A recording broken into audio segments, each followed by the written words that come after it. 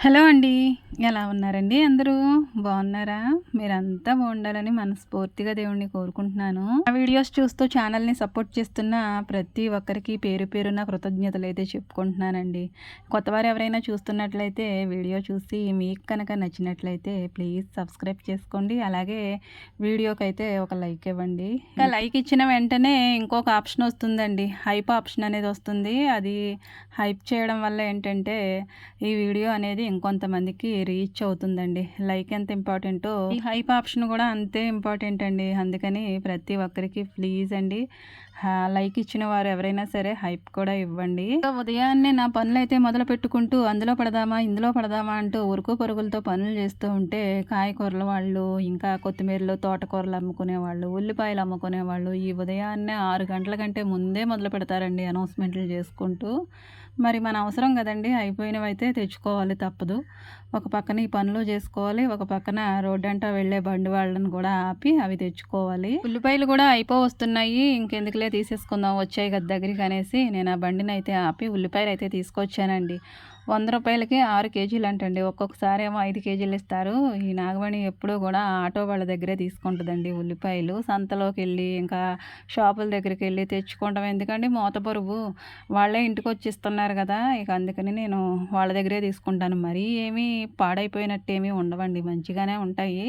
అంత బాగోనివి అయితే నేనే తీసుకోనండి. కానీ ఈ మధ్యన అలా బాగోకుండా ఉండేవి ఏవి రావట్లేదు. కూరగాయలైనా ఉల్లిపాయలైనా మరి ఏవైనా సరే అన్నీ ఫ్రెష్గానే ఉంటున్నాయండి. ఇంకెందుకు మరి ఎక్కడికో వెళ్ళి తెచ్చుకోవడం. ఇంకా నా పనుల్లోకి వెళ్తే ఉదయాన్నే టీ పెట్టుకుని అందరికి ఇచ్చేసి నేను కూడా తాగేశానండి.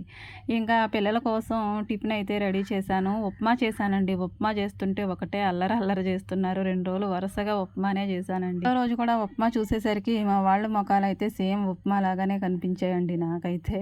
ఇక ఒక వారం రోజుల వరకు ఈ ఉప్మా జోలికి వెళ్లకుండా ఏదో ఒకటి చేద్దాంలే అనేసి వాళ్ళకి నచ్చచెప్పాను. రాత్రి అయితే పువ్వులు మాల కట్టి ఇలా బాక్స్‌లో పెట్టి మూత పెట్టేశానండి. ఉదయానికి చాలా ఫ్రెష్‌గా ఉంటాయి. పక్కింటి ఆంటీ వాళ్ళ దొడ్లో నుంచి అయితే మల్లె మొగ్గలు, ఇంకా మా దొడ్లో నుంచి అయితే కనకాంబరాలు తీసుకొని ఇదిగోండి ఇలా 2 రకాలుగా కట్టాను.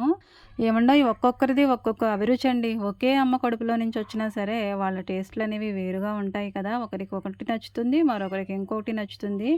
పెద్ద బుజ్జమ్మేమో అన్నీ నాకు ప్లెయిన్‌గానే కట్టమని చెప్తే, చిన్న బుజ్జమ్మేమో నాకు 2 కలిపి కట్టని ఏదో ఒకటైతే కనకాంబరాలు కట్టినా సరే ఏ ఆకులైనా సరే వేసి కట్టమంటుంది.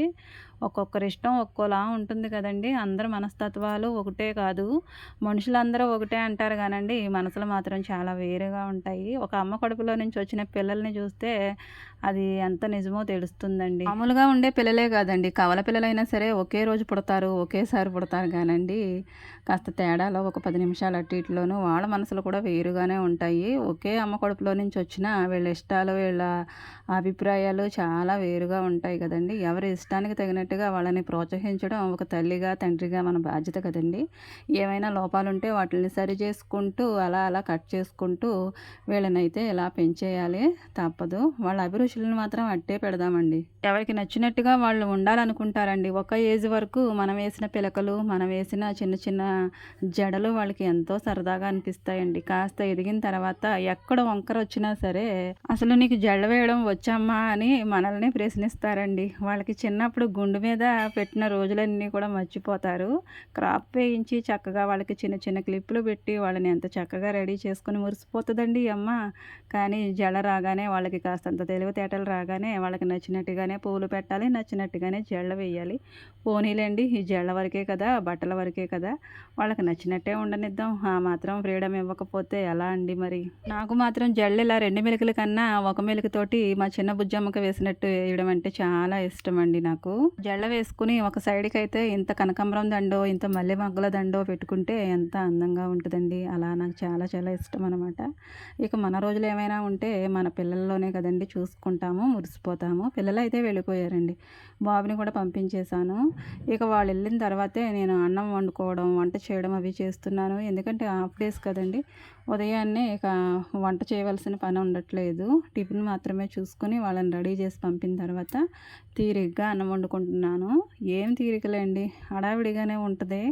ఏదో తీరిక అయిపోయినట్టు అనిపిస్తుంది కానండి, మధ్యాహ్నం 12 గంటల కాడి నుంచి మరలా గంట కొడుతుందండి బాబు. వాళ్ళు వస్తారు, వాళ్ళకి భోజనం పెట్టడం, ఇంకా వాళ్ళని చూసుకోవడం, సర్దుకోవడం ఇదే సరిపోతుంది రోజంతాను. పిల్లల్ని చూసుకోవడానికి నేను ఎప్పుడు బాధగా ఫీల్ అవునండి. కానీ రోజంతా కూడా పని ఎక్కువగా ఉన్నట్టు అనిపిస్తుంది ఈ హాఫ్ డేస్ ఇచ్చిన దగ్గర నుంచి కూడా. ఎందుకంటే ఉదయాన్నే వాళ్ళ కోసం ఒక 2 గంటలు కష్టపడితే బాక్సులతో సహా పంపించేస్తాం కదా, మరలా సాయంత్రం వస్తారు. ఇక మధ్యలో వస్తున్నారంటే మనం అన్నీ కూడా వాళ్ళకి చూసుకోవాలి కదండి. బాక్సులు పెట్టి పంపిస్తే అక్కడ ఎలా తింటారో ఏమో తెలియదు కానండి, ఇంటి దగ్గర ఉంటే మాత్రం మొత్తం అన్నీ కూడా వాళ్ళకి నేనే చేసి పెడతానండి. మరి అలాంటప్పుడు కాస్తంత పని ఎక్కువగానే ఉంటుంది కదా. కనీసం వాళ్ళు ఆడుకునేటప్పుడైనా సరే నేను వాళ్ళని అబ్జర్వ్ చేసుకుంటూనే పని చేసుకుంటాను. వాళ్ళ మా నాన్న వాళ్ళే ఆడుకుంటారులే అనేసి నేను వాళ్ళని వదిలేయనండి. పెద్దవాళ్ళైనా సరే ఏంటో తెలియని భయము. ఇక వాళ్ళు పడుకునేంత వరకు కూడా నేను వాళ్ళ వైపు ఒక కొన్నేసే ఉంచుతాను. పిల్లలు వెళ్ళిన తర్వాత నేను అలాగా కొంచెం టీ అయితే పోసుకుని అలా తీరిగ్గా కూర్చుని తాగాలనిపిస్తుంది. కాస్త రిలాక్స్ అయినట్టు అనిపిస్తుందండి. ప్రాణం అయితే చాలా చాలా అప్పటి వరకు పని చేసుకుని ఉంటాం కదా, ఉరుకులు పరుగులు పెట్టుకుంటూ కాస్త కూర్చుని అలా టీ తాగితే కాస్తంత విశ్రాంతి తీసుకున్నట్టు అనిపిస్తుంది నాకు. ఇంకా అన్నం అయితే వంచేసానులేండి, అన్నం వండేసాను. ఇంకా పప్పు అయితే నానబెట్టుకుంటున్నానండి. దోశలకి నానబెట్టాను, చాలా రోజులు అవుతుందండి దోశలు అయితే చేసుకుని. 3 గ్లాసులేమో పప్పు పోసుకున్నాను, మినప్పప్పు. ఇంకా 4.5 గ్లాసులే పోసానండి బియ్యం. మరీ ఎక్కువగా సమానంగా పోసేసాను అనుకోండి గట్టిగా అయిపోతున్నాయి కదా, నాకు అలాగ అనిపిస్తుందండి. అందుకనే 4 గ్లాసులన్నరే బియ్యం పోసి 3 గ్లాసులేమో మినపప్పు పోసుకున్నాను. కొంచెం మెత్తగా దూదుల్లాగా ఉంటాయండి, అందుకని అలా చేశాను. దోశలు అనేసరికి బియ్యమే కదండి, దానికి కాంబినేషన్గా మనం నానబెట్టుకుంటాము. నేను మాత్రం బియ్యమే నానబెడతానులేండి. ఇంకా బియ్యం నేను రేషన్ బియ్యమే వాడతాను దోశల్లోకి. పిఎల్ రైస్ అలాంటివి ఉన్నా కానండి, ఈ రేషన్ బియ్యంలో ఎక్కువ జిగురు ఉంటుంది కాబట్టి దోశలు చాలా బాగుంటాయి. ఇంకా రేషన్ బియ్యం కాబట్టి దోకర అలాంటిది ఉంటుంది అనేసి 2 సార్లు కడిగి అప్పుడు నీళ్లు పోసుకుని మంచినీళ్ళు, ఇంకా దానిలోకి అయితే నానబెట్టేటప్పుడు కొద్దిగా మెంతులు కూడా వేసుకుంటానండి. దోశ బాగా రావాలంటే విరగకుండా జిగురు ఎక్కువ ఉండాలండి. జిగురు ఎక్కువ ఉండాలంటే దానిలో కాస్తంత మెంతులు వేసుకుంటే జిగురు వస్తుందని నా అభిప్రాయం అండి. నేను అలాగే నానబెట్టుకుంటాను. ఇంకా ఉదయాన్నే ఉల్లిపాయలు కొనుక్కున్నాను కదండి, ఆ ఉల్లిపాయలనైతే పొట్టులా ఉన్న వాటినైతే కాస్తంత ముందుకు వాడవచ్చు అనేసి వాటినేమో సెపరేట్గా పెట్టుకుంటాను. ఇక పొట్టు మొత్తం ఊడిపోయిన ఉల్లిపాయలు ఉంటాయి కదండి, వాటినేమో నేను వాడేయడానికి నాకు అందుబాటులో ఉండే విధంగా అయితే నా దగ్గరకంటే పెట్టుకుంటాను వంటగది దగ్గర. ఇంకా మంచిగా ఉండే ఉల్లిపాయలన్నీ కూడా సెపరేట్గా ఒక టబ్లో వేసుకుని వాటిని దాస్తాను, నిలవ కాగే వాటిని. దాయడానికి ఏముంటుందిలేండి, ఉల్లిపాయలు కూడా మనకి ఒక్కొక్కసారి అయితే ఎక్కువ రేట్ అయిపోతాయి. ఇక ఎక్కువ రేట్ అయినా తక్కువ రేట్ అయినా తప్పదులేండి. పెద్ద ఫ్యామిలీస్ వాళ్ళైతే ఉల్లిపాయలు ఎక్కువగా వాడతారు, తప్పదు. మేము కూడా ఎక్కువగానే తీసుకుంటాంలేండి. చాలామంది అయితే ఉల్లిపాయలు అయితే తక్కువగా వాడతారండి, కానీ నాకు మాత్రం ఎక్కువ అవసరమే ఉంటుంది ఉల్లిపాయలతోటి. అందుకని నేను పద్దాక ఉల్లిపాయలు అయితే తీసుకుంటూ ఉంటాను. ఇక ఒక పక్కనేమో పాలు, ఒక పక్కనేమో గుడ్డు పెట్టుకుని స్టవ్ అయితే అబ్జర్వ్ చేసుకుంటూ ఉల్లిపాయలు అయితే కోసేద్దామని కత్తిపీట, ఇంకా ఉల్లిపాయలు ఇవన్నీ కూడా నా దగ్గర కంటే ఉల్లిపాయలు అయితే కట్ చేసుకుంటున్నాను. ఉల్లిపాయలు కట్ చేసేటప్పుడు ఉల్లిపాయ ప్రతి ఆడవాళ్ళకి కూడా ఒక సవాల్ విసురుతుందేమోనండి, నాకైతే అలా అనిపిస్తుంది. ఎందుకంటే ఉల్లిపాయ ఇంత చిన్న ఉల్లిపాయ పట్టుకుని మనం తరిగినా సరే కళ్ళ వెంట నీళ్ళు రాకుండా అస్సలు అవ్వదనమాట. పచ్చిమిరకాయలు ఎంత ఘాటుగా ఉంటాయండి, అవి ఎన్ని తరిగినా కానీ చేతులు మండుతాయేమో కానీ కళ్ళ వెంట ఒక చుక్క కూడా నీరు రాదు. ఈ ఉల్లిపాయను అలా పట్టుకునేసరికి అయితే కళ్ళంటే నీళ్ళు వచ్చేస్తాయి. ప్రతిరోజు ప్రతి ఆడవాళ్ళు ఉల్లిపాయలు కోసే దగ్గర అయితే ఇలాగే కంట నీళ్ళు పెట్టుకోక తప్పదు కదండి. ఎంత బలంగా దృఢంగా ఉన్న వాళ్ళమైనా సరే ఈ ఉల్లిపాయ దగ్గర కన్నీళ్ళు పెట్టుకోవాల్సిందే. ఈ ఆడవాళ్ళకి ఉల్లిపాయకి అంత దగ్గర సంబంధం ఉందనిపిస్తుందండి నాకైతే. ఎందుకంటే మనం ఇంట్లో ఉండే యజమానిని గడగడలాడించేసేసి ఎక్కడ నిలబడమంటే అక్కడే నిలబడేలా చేస్తాం కదండి, అంత కంట్రోల్లో పెట్టాలనే చూస్తాం మనము.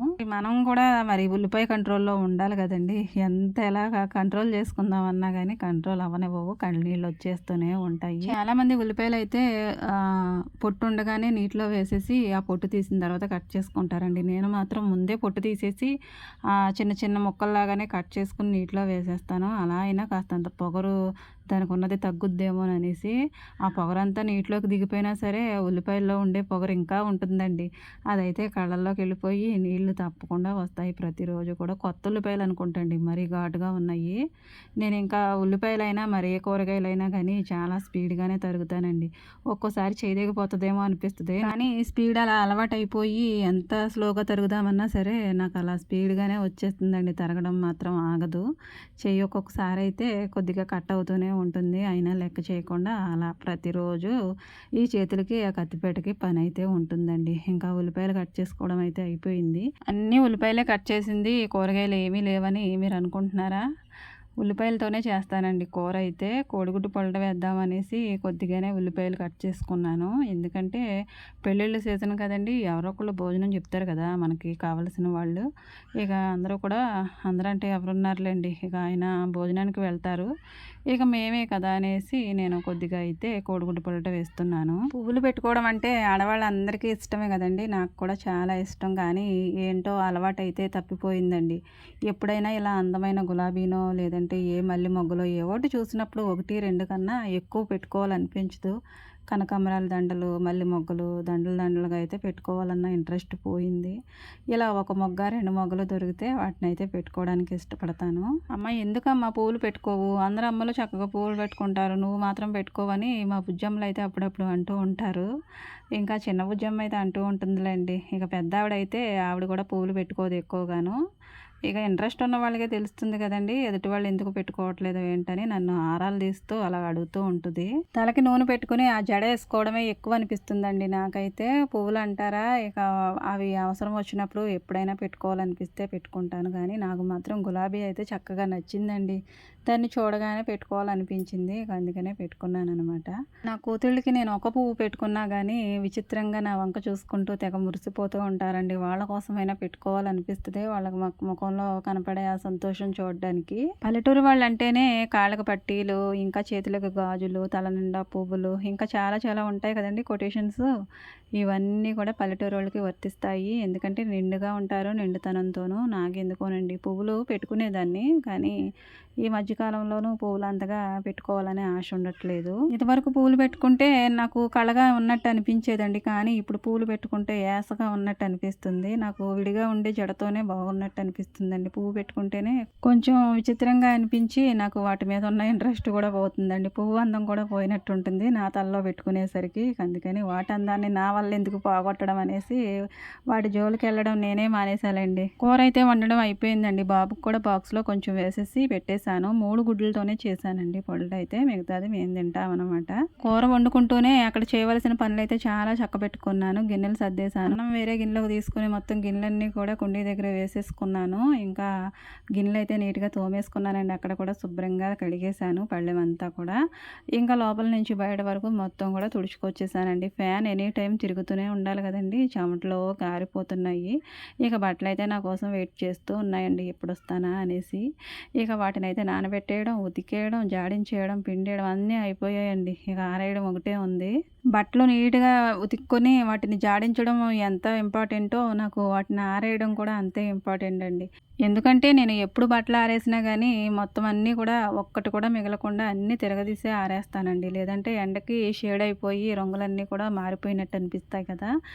బట్టలు ఎంత పాతగిలిపోయినా కానీ కొత్తగా ఉండాలంటే బట్టలు ఆరేసుకునేటప్పుడు శుభ్రంగా వాటిని పిండేసి ఒకసారి వాటిని తిరగదీసి ఆరేసుకుంటే పైకి కనిపించే క్లాత్ లోపలికి వెళ్తుంది కాబట్టి దానికి ఎండ షేడ్ అనేది తక్కువగా తగులుతుంది. ఇంకా పైన ఉన్న దానికి ఎండ ఎక్కువగా తగులుతుంది కాబట్టి రంగు ఒకవేళ తగ్గినా సరే మనం లోపలికి వేసేసుకుంటాం కదండి, పెద్దగా ఏమీ కనిపించదు. ఎప్పుడు కూడా బట్టలు కొత్త వాటిలాగానే ఉంటాయండి. మనం ఎంత కటిక ఎండలో ఆరేసినా సరే బట్టలు అవి రంగు పోకుండా ఉండాలంటే అలా చేస్తాను. ఇంకొకటండి, నేను బట్టలు ఏ జతకు ఆ జతే ఆరేయాలనుకుంటాను. లేదంటే ప్యాంట్లన్నీ ఒకవైపు, ఇంకా షర్ట్లన్నీ ఒకవైపు, టీ షర్ట్లన్నీ ఒకవైపు, నిక్కర్లన్నీ ఒకవైపు, అంత ఎండలో మాడిపోయి ఏదో ఒకదాగా ఆరేసేద్దాంలే అని మనసు అనిపించినా కానీ అలా చేసిన చెయ్యి కదండి, ఒప్పుకోదు. ఒకవేళ ఒక చోటగా మారిపోయినా కానీ మరలా వాటిని తీసుకొచ్చి అక్కడే పెడుతూ ఉంటానండి. వాటిని కాసేపు ఆగిన తర్వాత తీసేస్తాను ఎలాగో. కానీ బట్టలు ఆరేసేటప్పుడు కూడా ఒక లైన్లో ఆరేయాలనేది నాకు అలాగ అనిపిస్తుందండి.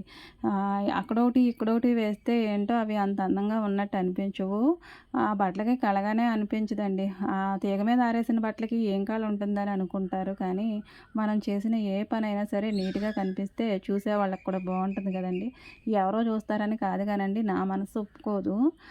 బట్టలు ఆరేసేటప్పుడు కూడా చాలా నేను నీట్గానే ఆరేసుకుంటాను. బట్టలకి ఇంత ఎండలో కూడా నీళ్లు పిండుకొని ఆరేయడం ఏమీ అంత ముఖ్యం కాదండి. కానీ నాకు అలవాటు అయిపోయి ఇంకా పిండేసి దాన్ని తిరగేసి అలా నా మనసు ఆరేసే నాగమణి ఎలాగోలాగా అంటుంది, కానీ చేతులకు అలవాటు అయిపోయాయి కదండి, అవి మాత్రం వినవు. వాటికి నచ్చినట్టే ఆరేసి అప్పుడు అమ్మయ్య అనిపిస్తుందండి ప్రాణం. ఇంకా సాయంత్రం నుంచి అండి తీసింది ఇది. ఆ సాయంత్రం అయితే చికెన్ తీసుకొచ్చారు. ఇంకా కూర కాకుండా ఫ్రైలా చేసేద్దామని నేను ముందైతే ఆయిల్ పోసుకుని దాన్ని వేడెక్కిన తర్వాత ఈ చికెన్ వేసేసి అది మగ్గిన తర్వాత అల్లం వెల్లుల్లి పేస్ట్ ఇంకా పచ్చిమిరపకాయలు ఇవన్నీ వేసి మగ్గనిచ్చుకుంటాను ఉప్పు వేసి. ఇక అది బాగా నీళ్ళని డ్రై అయిపోయిన తర్వాత కారం వేసి కాసేపు అలా మగ్గనిస్తూ ఉంటానండి. ఫ్రై చేస్తున్నాను కదా, వాటర్ అలాంటివి ఏమీ పోయాను. ఇక ఆ చికెన్లో ఉన్న నీటితోనే అలా ఉడికిస్తాను లో ఫ్లేమ్లో పెట్టుకొని. సండే మాత్రమే కదండి, ఇక ఎప్పుడు గుర్తొచ్చినా పిల్లలు అడిగారంటే తీసుకొస్తారు చికెను. ఇక సండే రోజునైతే కర్రీ చేస్తాను, అలాగే కొంచెం ఫ్రై కూడా చేస్తాను. ఇక మిగతా రోజుల్లో అయితే ఏదో ఒకటే చేయాలనిపిస్తుంది కదండి. సండే అంటే ఏంటో స్పెషల్గా అనిపిస్తుంది. మిగతా రోజుల్లో చికెన్ తెచ్చుకున్నా కానీ ఆ రోజున ఉన్నంత ఇదిగా అయితే ఉండదండి. మిగతా రోజుల్లో నార్మల్గానే ఉంటుంది కదా.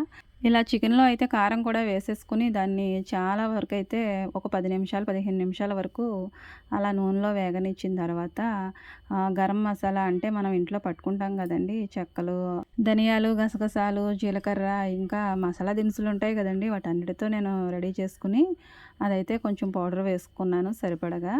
ఇంకా అల్లం వెల్లుల్లి పేస్ట్ అయితే ముందే వేసేసానులేండి అది మగ్గేటప్పుడు. ఇంకా తర్వాత నేను చికెన్ మసాలా కూడా వేస్తాను ఫ్రై కాబట్టి. కూరల్లో అయితే చికెన్ మసాలా వేయనండి, ఫ్రైలో మాత్రమే వేస్తాను. దాని ఫ్లేవర్ అయితే ఈ చికెన్ ఫ్రైకి చాలా బాగుంటుంది, అందుకనే వేస్తున్నాను.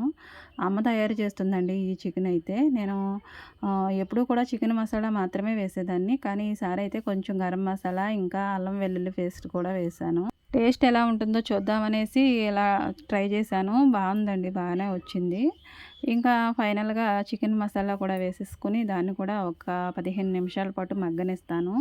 ఎలాగో కారం వేసాం కదండి, కారం తర్వాత ఈ మసాలాలు కూడా వేసేసి అది మొక్కకి పట్టేంత వరకు కూడా మూత పెట్టేసుకుంటే మధ్య మధ్యలో కలుపుకుంటూ ఈ ఫ్లేవర్ అంతా కూడా చికెన్ అబ్జర్వ్ చేసుకుంటుంది.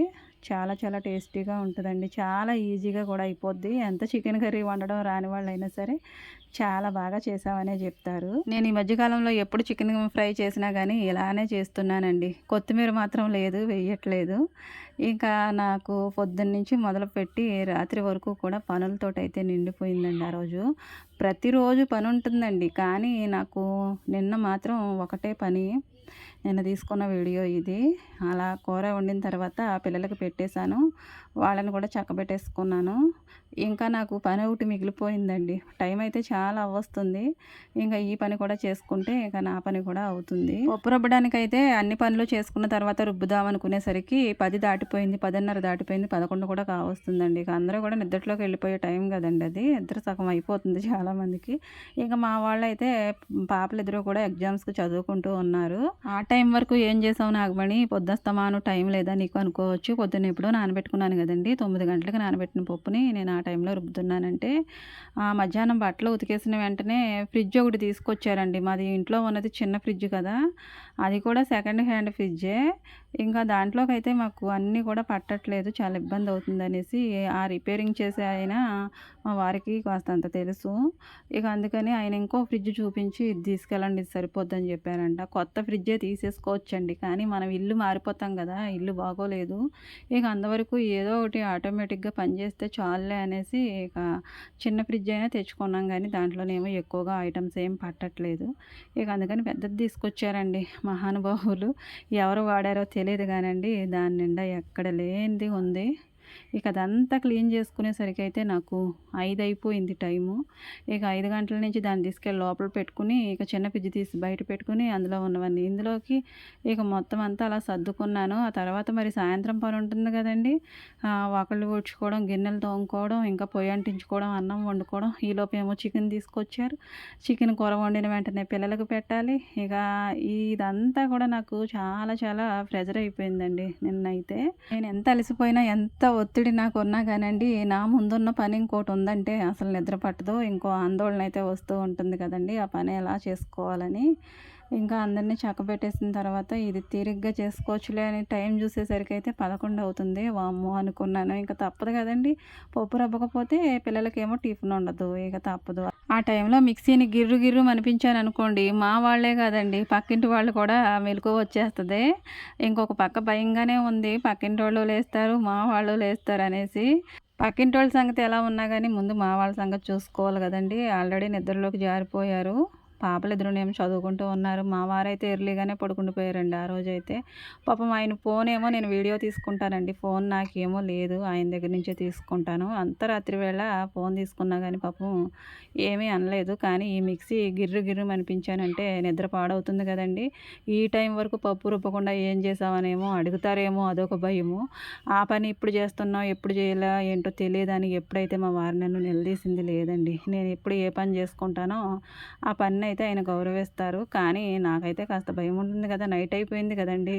ఇంట్లో అన్ని పనులు చూసుకుంటూ అందరిని చక్కబెట్టుకుంటూ ఏదో చేసేయాలి నా ఫ్యామిలీ కోసం. ఇంకా ఏదో ఉంది. ఏదో మిగిలిపోయింది. ఈ పని అయిపోతే తెల్లారుతుంది. తెల్లవారి ఇంకా ఏదో చేసేయాలి. ప్రతి ఆడవాళ్ళ జీవితము ఇంతేనండి. ఆ పనులు చేసుకునేటప్పుడు మనశ్శాంతిగా ఉంటదంటారా? వాళ్ళేమంటారో, వీళ్ళేమంటారో భయపడుతూనే చేసుకోవాలి. ఏ పని కూడా మన ఇష్ట ప్రకారం కొన్ని పనులు చేసినా గానీ, ఒక్కో పని అందరికీ నచ్చుతుందా లేదా? ఎవరైనా ఏమైనా అంటారా ఏమో? ఇదొక భయమైతే ఉంటుందండి ప్రతి ఒక్కరికి కూడా. మన సొంత పని అయినా సరే మనం ఇంకొకళ్ళకి భయపడాలి. ఇంట్లో వాళ్ళకేనండి. మరి టైంలో పప్పు రుబ్బుతుంటే మరి భయపడాలి కదండీ! తప్పదు. ఇక ఈ గదిలో వాళ్ళు లేసొస్తారో, ఆ గదిలో ఉన్న మా వారు లేస్తారో అని ఒకటే భయంతోటైతే అలా నేను మిక్సీ అయితే ఆడుకున్నాను. నాకైతే ఆ పిండి ఆడేంత వరకు కూడా లోపలికే ఉంది నా మొఖం మొత్తం గూడా. ఈ మిక్సీ వైపుకు చూడడం తక్కువ, లోపలికి చూడడం ఎక్కువ. నాకు వీడియోలో చూస్తుంటే చాలా భయమనిపించింది. వీడియో చేస్తూ ఉంటే కూడా రాత్రి పడ్డ టెన్షన్ అంతా కూడా నాకు ఇప్పుడు కూడా అలా అనిపించిందండి. అన్ని పనులు మనమే చేసుకోవాలండి. ఏ పని చేయకపోయినా తప్పదు. కానీ ఒక్కొక్క పని చేసేటప్పుడైతే భయపడాలి. ఏదో ఒక సందర్భంలో భయపడుతూనే పని చేస్తామండి. అది వంట అయినా మరి ఏ పనైనా సరే. ఒక ఇల్లాలి జీవితం ఇంతే కదా అనిపించిందండి రాత్రైతే నాకు. ఉదయం నుంచి మనం ఎంత కష్టపడి పని చేసినా గానీ ఏదో ఒక టైంలో భయపడుతూనే బ్రతకాలి కదండీ! నా పని నా ఇష్టం అని అయితే నేను ఎప్పుడూ అనుకోనండి. నేను చేసుకునేది నా పని అయినా సరే ఇంట్లో వాళ్ళకి కాస్త భయపడాలి కదా! టైంలో మిక్సీ ఆడుతూ రాత్రి పడ్డ టెన్షన్ అయితే అంతా ఇంత కాదండి. వీడియో కనుక నచ్చితే తప్పకుండా లైక్ చేయండి. కొత్తవారు ఎవరైనా చూస్తుంటే సబ్స్క్రైబ్ చేసుకోండి. Thank you.